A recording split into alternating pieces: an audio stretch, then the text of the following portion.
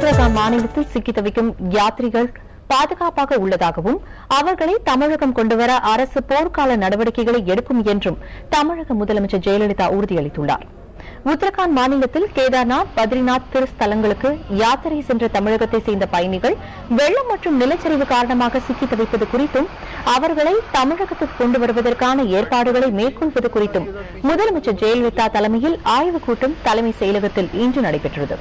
இதன்பின் முதலமைச்சர் ஜெயலலிதா வெளியிட்ட அறிக்கையில் தனது உத்தரவின் பேரில் சென்னை காவல் ஆணையரகத்தில் ஒரு தகவல் மையம் செயல்பட்டு வருவதாக குறிப்பிட்டுள்ளார்.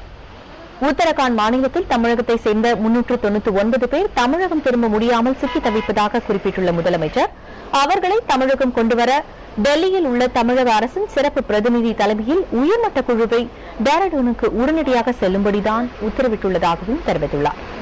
இந்த உயர்மட்ட குழு உத்தரகாண்ட் மாநில மற்றும் மத்திய அரசுடன் இணைந்து செயல்பட்டு தமிழகத்தைச் சேர்ந்தவர்களை உடனடியாக ஹெலிகாப்டர் மூலம் அரசு செலவில் டேராடூன் அழைத்து வரவும் அங்கிருந்து அவர்களை டெல்லிக்கு அழைத்து வந்து விமானம் மூலம் சென்னைக்கு கொண்டுவர உத்தரவிட்டுள்ளதாக முதலமைச்சர் ஜெயலலிதா தெரிவித்துள்ளார்.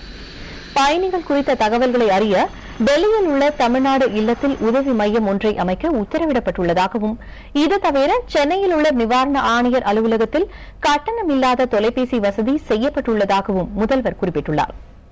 எனவே யாத்ரிகர்களின் உறவினர்கள் எவ்வித கவலையும் கொள்ள தேவையில்லை என்று முதல்வர் தெரிவித்துள்ளார்.